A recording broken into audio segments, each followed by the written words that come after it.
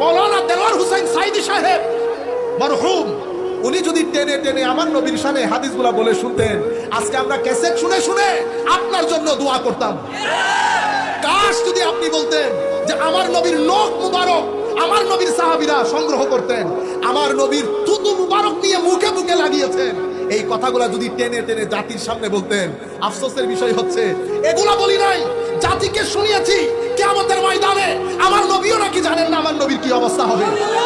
আমাদের সাথে আমার ভাইরা, জামাতের ভাই হোক, কওমি ঘরানার ভাই হোক, আল্লাহর ইজ্জতের কসম করে বলতেছি, কোন ব্যক্তি সম্পর্কে আমার অন্তত আমাদের উস্তাদরা আমাদেরকে যেটা শিখিয়েছে, কারো ব্যাপারে আমাদের কোনো বিদ্বেষ নাই, কিন্তু ভিতরে মন কষ্ট লাগে।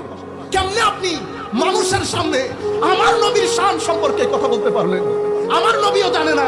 যদি নবী না জানে তো আসা আইয়াবা আসাকা রব্বুকা মাকামান মাহমুদা, এই